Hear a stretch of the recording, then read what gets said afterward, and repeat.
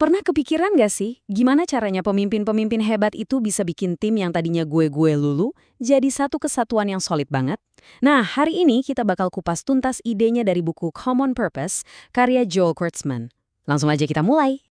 Oke, jadi gini alurnya. Pertama-tama, kita bakal lihat dulu nih, masalah paling mendasar yang sering banget bikin perusahaan mandek. Habis itu, kita bakal bongkar solusinya yang ternyata simple tapi powerful. Dan kita lihat contoh nyatanya di lapangan, bukan cuma teori. Oke, kita mulai dari sebuah misteri ya. Kenapa sih perusahaan-perusahaan raksasa yang udah sukses, kok sering banget kelewatan peluang emas berikutnya? Padahal peluang itu ada persis di depan mata mereka loh. Contoh klasiknya Western Union. Mereka ditawarin hak paten telepon dan mereka nolak. Tapi ceritanya nggak berhenti di situ.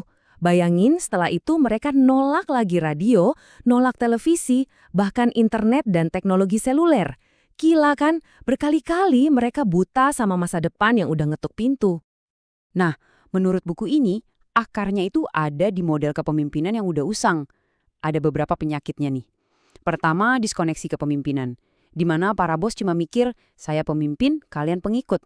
Kaku banget. Terus ada tirani pemain B, ini lucu tapi bahaya. Orang-orang biasa-biasa aja sengaja merekrut orang yang lebih di bawah mereka, biar nggak kesaingin. Akibatnya, kualitas perusahaan turun pelan-pelan. Dan terakhir, silo organisasi. Informasi penting macet di satu departemen dan nggak nyampe ke yang lain. Mirip kasusnya FBI sebelum tragedi 9/11. Semua ini, ya, bikin perusahaan jadi rapuh dan mandek inovasinya. Oke, jelas banget kan model lama ini udah nggak relevan. Terus gimana dong solusinya? Nah, disinilah buku ini nawarin satu cara pandang baru yang benar-benar mengubah permainan. Pertanyaan kuncinya simpel sebetulnya. Gimana caranya seorang pemimpin bisa mengubah pola pikir aku jadi kita di dalam timnya? Ini nih tantangan utamanya.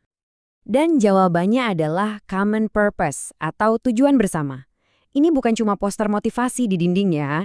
Ini adalah semacam lem tak terlihat yang menyatukan tim.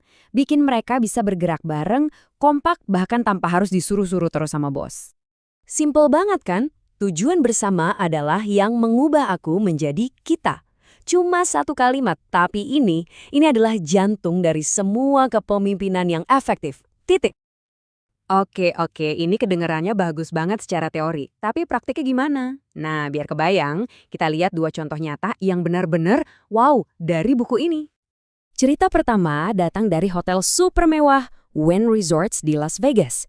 Ada seorang tamu yang panik karena baru sadar obat-obat pentingnya ketinggalan di rumahnya di Los Angeles. Seorang bellman tanpa disuruh, tanpa diminta, langsung ambil mobilnya, isi bensin, nyetir 4,5 jam ke LA, ngambil obat itu dari anak si tamu, terus nyetir balik lagi. Tamunya ya jelas kaget, seneng, dan lega luar biasa. Yang paling penting di sini apa? Gak ada SOP perusahaan yang nyuruh dia begitu. Ini murni inisiatif karena dia paham betul tujuan bersama mereka bikin pengalaman tamu yang gak akan terlupakan. Nah, grafis ini nunjukin akibatnya. Ketika pemberdayaan karyawan tinggi, loyalitas pelanggan juga ikut tinggi. Dan lihat, kepatuhan pada aturan yang kaku justru rendah. Kenapa? Karena mereka nggak butuh buku manual tebal. Mereka dipandu oleh tujuan. Contoh keren lainnya, FM Global. Ini perusahaan asuransi yang umurnya udah hampir 200 tahun. Dari dulu sampai sekarang tujuan bersama mereka satu. Sebagian besar kerugian bisa dicegah. Jadi tugas mereka bukan cuma bayar klaim pas ada musibah, tapi justru ngebantuin klien mencegah musibah itu. Prinsip ini kuat banget sampai bikin karyawan dan klien mereka loyal turun-temurun. Luar biasa kan?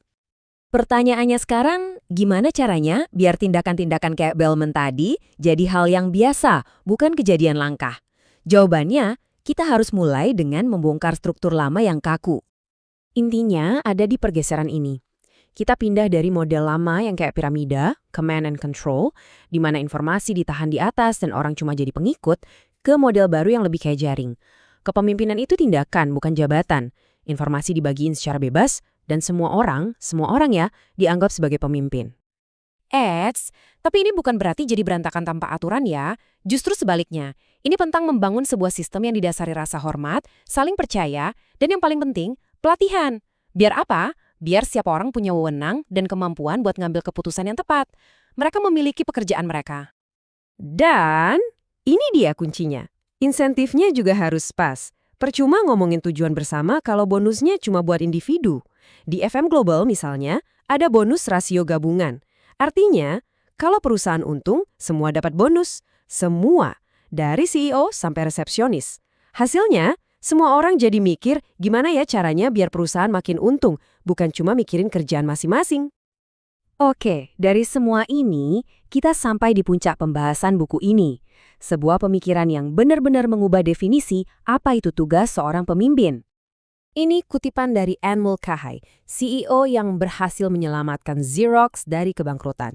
Dia bilang, tugas CEO adalah membantu orang lain di perusahaan melakukan pekerjaan mereka.